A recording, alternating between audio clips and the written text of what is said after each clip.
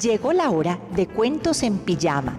30 minutos transitando por anécdotas divertidas, curiosas y misteriosas que acontecieron en la historia. Relájate de lunes a viernes desde las 10 de la noche con Cuentos en Pijama. Bienvenidos.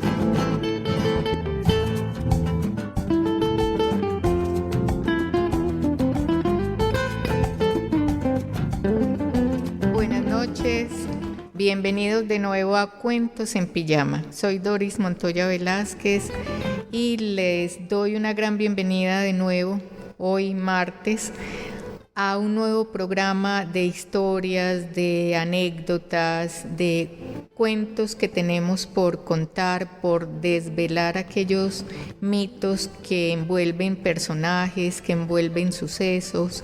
En fin, muchas cosas vamos a contar en esta serie de programas donde la historia nos ha contado algo, pero hay algo también más atrás o detrás más bien de cada historia.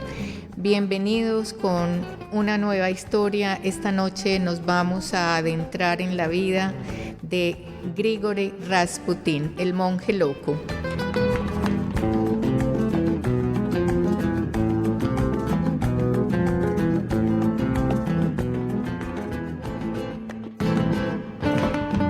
Grigori Rasputin lo han nombrado el monje loco y ya vamos a ver por qué.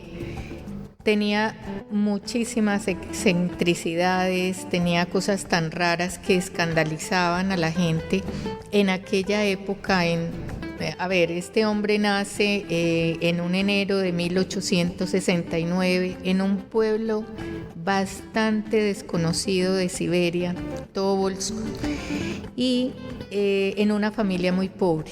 Él nace en medio de aquella hambruna, de aquellas necesidades.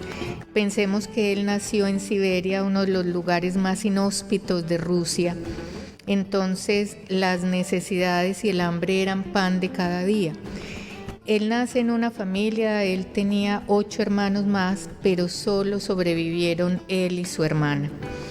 No sabían leer. Escasamente las personas de esa población lograban medio leer, aprender algo, pero generalmente hasta que envejecían y morían, ellos terminaban analfabetos. No había educación, no habían escuelas, no había quien se preocupara pues por aquella población. Así va creciendo Rasputin en aquel lugar, en un hogar campesino muy pobre. Él era una persona ya en su edad adolescente, fue creciendo, fue una persona muy alta, y lo que más lo caracterizó fue sus ojos azules muy claros, pero de una mirada muy profunda, muy inquisidora. Tal vez era lo que más atraía, pero al mismo tiempo también molestaba a la gente, porque su mirada era tan penetrante que se volvía insoportable. Tuvo una experiencia, su hermana cuenta que él una vez, siendo adolescente, se fue hacia un bosque y cuando salió de ese bosque salió corriendo hacia la casa, pero nadie supo qué le pasó allá. Él simplemente decía que había tenido una experiencia muy rara, muy sobrecogedora. No se sabe qué fue lo que pasó allí, pero desde ahí Rasputin no volvió a ser el mismo. Dicen los que lo conocieron, mucho tiempo después él se fue dedicando a una vida muy escandalosa. Claro que es que a él también le hicieron muy mala propaganda y más adelante veremos por qué, porque él se volvió molesto para una clase muy, muy respetable y muy pudiente en Rusia.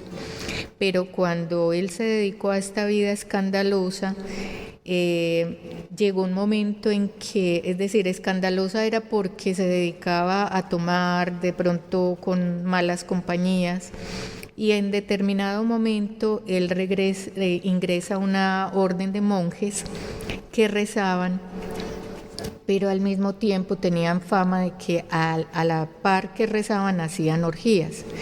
No se sabe si esto es cierto, pero es parte como de la mala propaganda que rodea a Rasputin.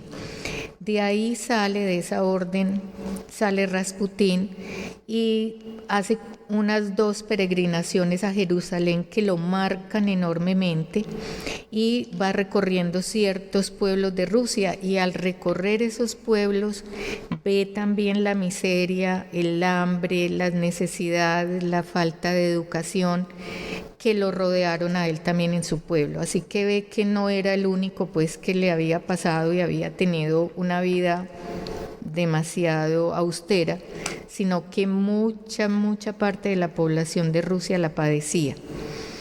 ¿Cómo llega Rasputín a San Petersburgo? Porque es que de todo ese recorrido que él hace, él llega en 1903 porque él de todas maneras quería ser un religioso, y llega a la Academia Religiosa de San Petersburgo, y allí los monjes que mandaban allí lo acogen y comentan que él era muy rezandero, ¿no? Una persona muy dedicada a la oración, él mismo se flagelaba, o sea, era un gran penitente, porque Rasputín decía que le había sido o era un gran pecador y que tenía pues que pagar por todo lo que había hecho, pero oraba y oraba por eso.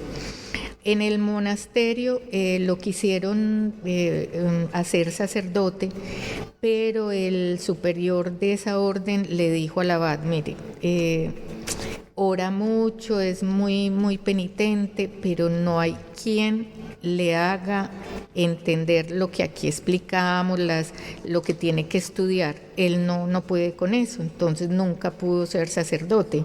Fue una de las grandes frustraciones que tuvo Rasputín, pero no fue obstáculo para seguir siendo el hombre de oración que era.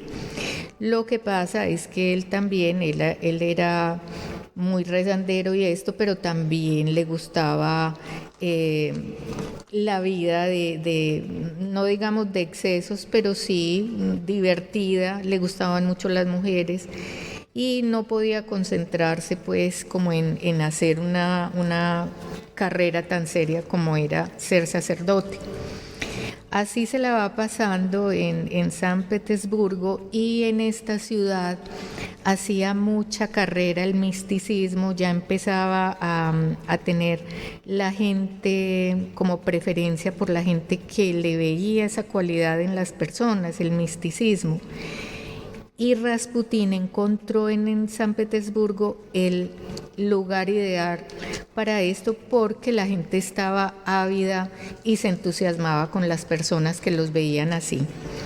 Así que aparece en escena una duquesa que le encantaba conocer personas así como muy de oración, muy místicas, y conoce a Rasputín. Esta duquesa era la duquesa Milixa, y ya entablan esa relación de quién era Rasputín, de dónde venía, y como esta duquesa Milixa lo ve tan de Dios, un día le dice que los zares tienen un hijo enfermo de hemofilia, que lo van a necesitar para que ore por él, para que los acompañe.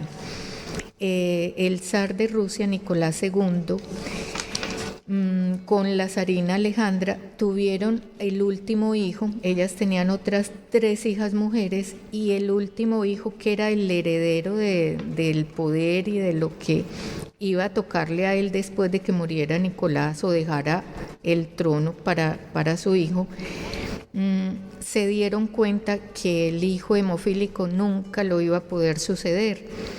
Este niño, cuando nació y le cortan el cordón umbilical, él sigue sangrando unos días. Entonces el médico le dice: mire, lo único, pues lo que pasa aquí es que su hijo nació con hemofilia.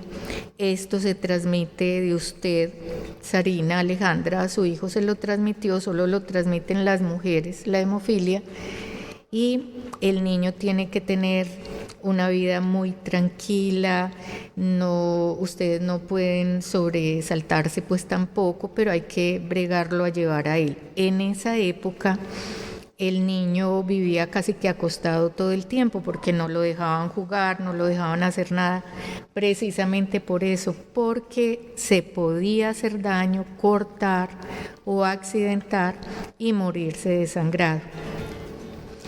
En ese escenario es que se desenvuelven estos sucesos del niño, de Alexei, que sufre hemofilia, y la zarina y el zar deciden que ellos se tienen que ir a San Petersburgo, más bien como a esconder ese niño de todo esta, para que nadie se diera cuenta que el niño estaba enfermo y menos que sufría de hemofilia.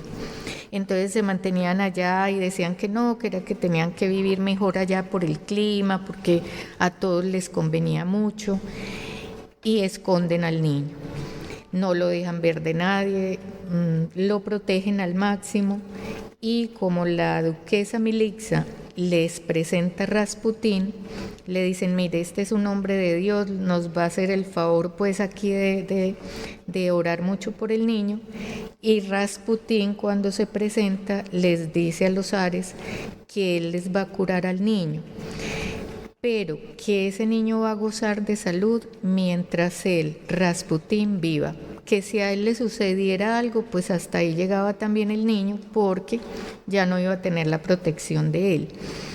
Dicen también los historiadores que Rasputín lo que hacía era como una especie de hipnosis o por sugestión influir en el niño para mantenerlo aliviado.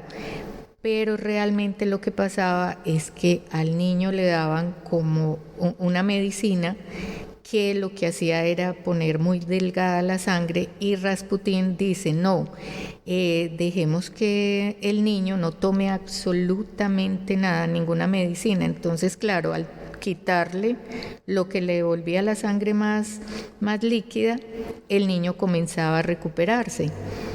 Y Rasputín aprovechaba todo esto. No es que él tuviera como la intención mala de decir, venga, yo me aprovecho por este lado y los convenzo, pero el niño no está aliviado, sino que Rasputín mismo estaba convencido de que él curaba a la gente y que a este niño lo tenía súper sano.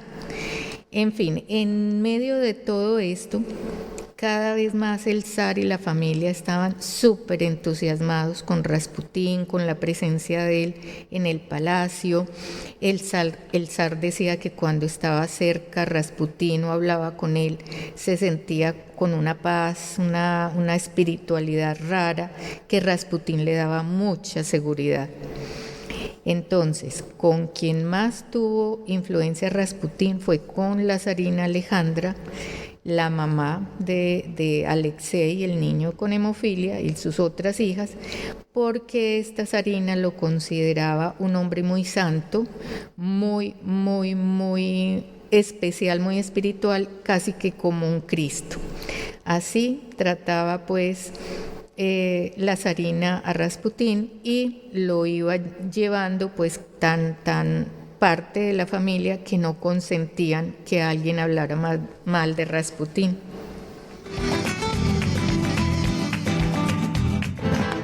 ¿Quieres participar en el programa con tu marca o mensaje comercial?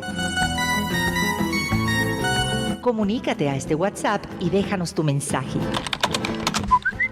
315-426-3643. 315-426-3643.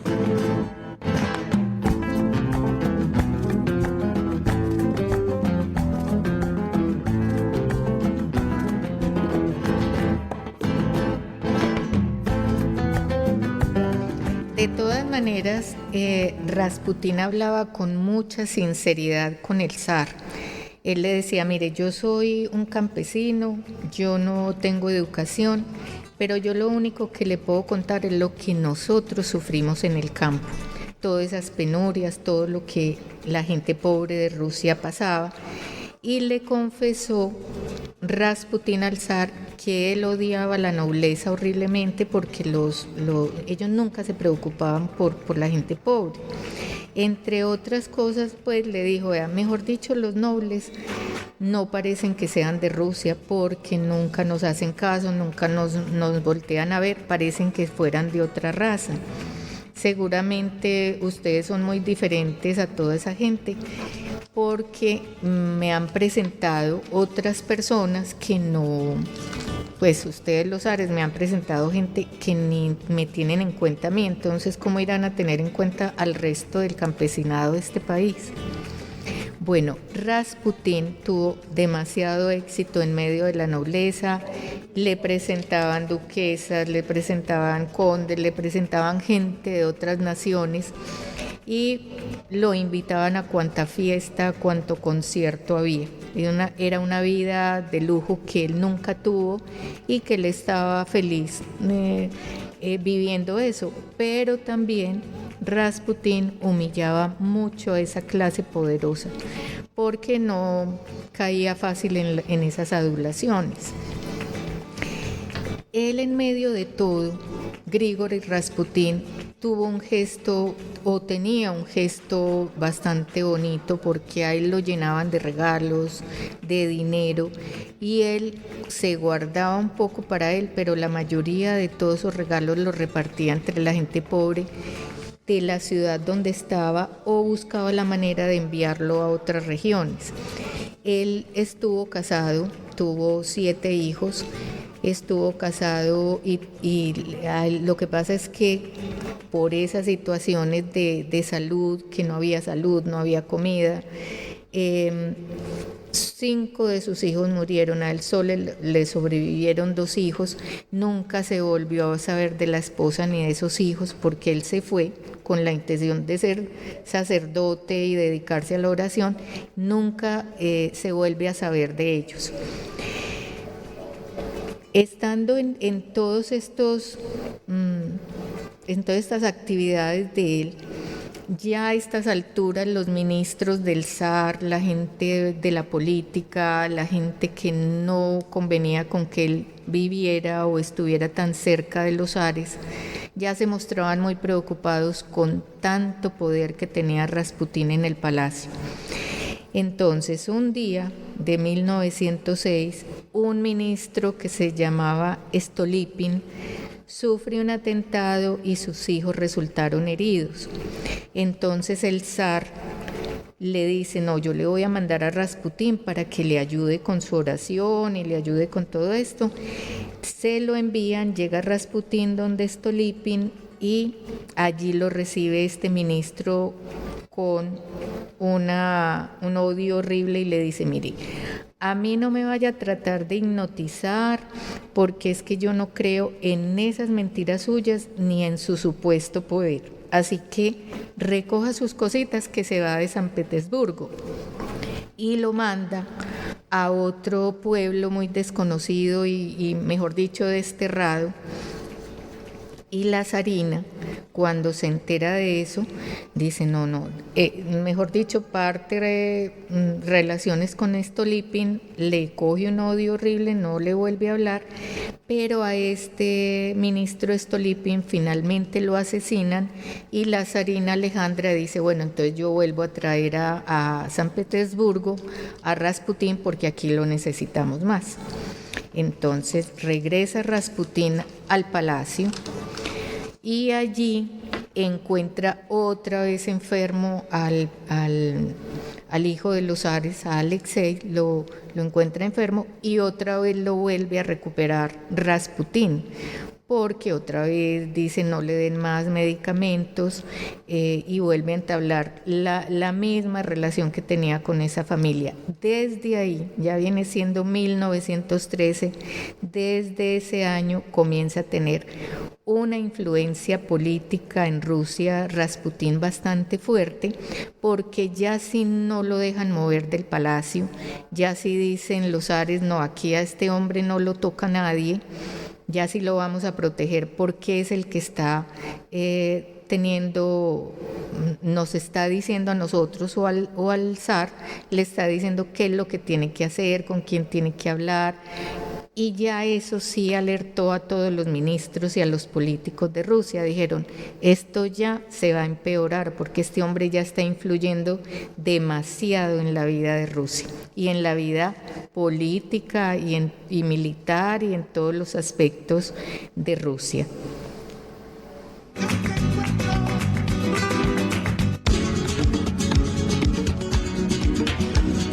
A los 7:90 llega Cuentos en Pijama. 30 minutos transitando por anécdotas divertidas, curiosas y misteriosas que acontecieron en la historia. Sintonízate con Cuentos en Pijama, lunes a viernes a las 10 de la noche en los 7:90 AM.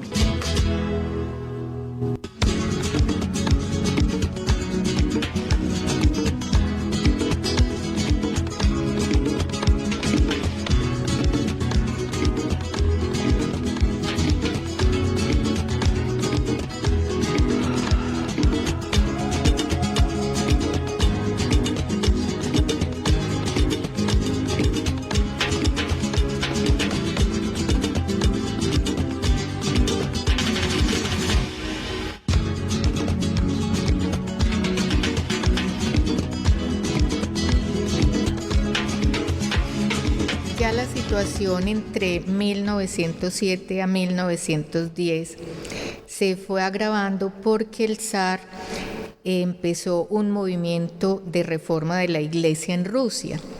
Y entonces Rasputín le dijo al zar, mire, no, usted no puede llevar a cabo ningún movimiento porque usted no es ningún ungido de Dios para llevar a cabo esa reforma, así que olvídese de eso. Por ese lado ya lo cayó, entonces ya se acabó de alborotar esa clase poderosa y rica de Rusia contra Rasputín y ya lo empezaron a tener en la mira y dijeron, con este hombre hay que acabar. Rasputín se fue volviendo el problema más grande y más grave en Rusia. Entonces, de todas esas reuniones que hacen estos nobles y ricos y políticos de Rusia, dicen, bueno, vamos a citar a Rasputín a una reunión, ya se acerca diciembre, entonces lo vamos a invitar para Año Nuevo, hacemos una cena, pero uno en esa reunión dicen, pero ¿cómo lo vamos a invitar si él a nosotros no nos va a hacer caso, no nos va a aceptar? Y uno de ellos dice, no, vamos a decirle que vamos a invitar a fulanita de tal. Era una mujer que a él le gustaba mucho y frecuentaba mucho los salones, en las fiestas. Y esta mujer, que se llamaba Irina, la invitan y le dicen que ella va a estar en esa cena y Rasputín asiste.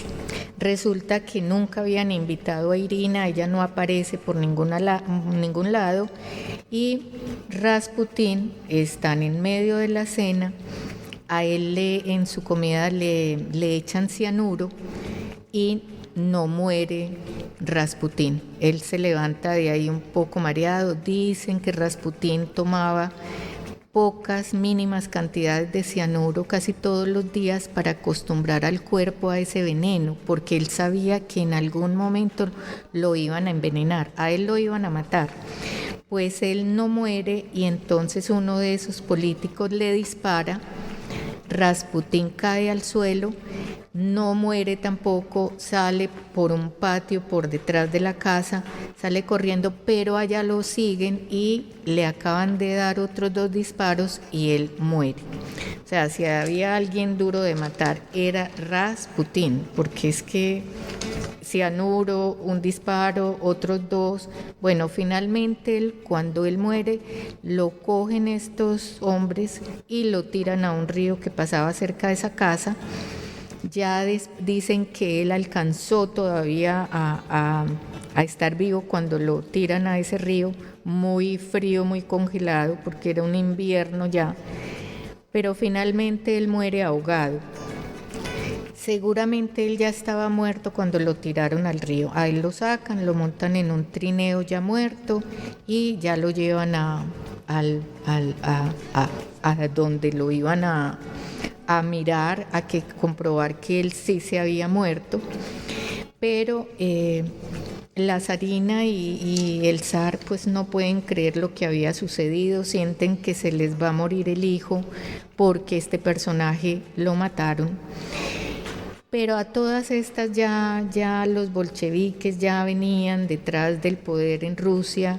Nicolás, el zar Nicolás termina abdicando y en 1918 este zar desaparece y ya se toman pues otros personajes y será otra historia, la de Rusia.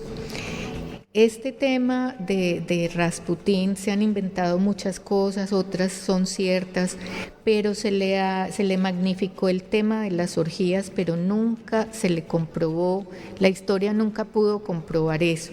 Inclusive cuando él muere, entrevistan a las prostitutas que dicen que él frecuentaba y les preguntan que si era pues que tan promiscuo, y les dicen no, mire, él era muy raro, él nos pagaba, nos llevaba a un cuarto, nos hacía desnudar, pero él se acostaba al lado de nosotras completamente vestido, nunca hacía nada. Parece que él lo hacía, dicen ellas, como para probarse y para tener como una experiencia pues religiosa, pero tener el espíritu muy fuerte. Nunca se le comprobó a Rasputín que fuera el borracho, el perseguidor. Una vez contaron que él había violado a la niñera de los hijos del zar. Tampoco se comprobó eso. Entonces, bueno, esta es una historia que nos da para mucho, que fue un personaje misterioso. Hay otras cosas curiosas que cuentan, por ejemplo, quienes han interpretado en el cine, en el teatro, toda esta historia de Rasputín, y dicen que cuando lo interpretan sienten cosas rarísimas, se va la luz, aparecen sombras o desaparecen cosas o se mueven.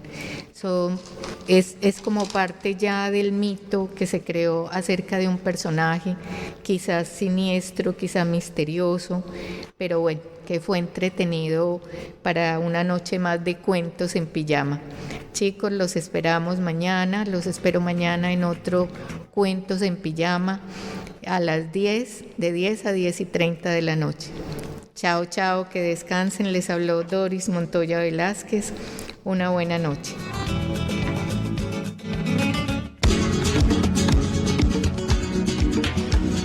A los 7:90 llega Cuentos en Pijama. 30 minutos transitando por anécdotas divertidas, curiosas y misteriosas que acontecieron en la historia. Sintonízate con Cuentos en Pijama, lunes a viernes a las 10 de la noche en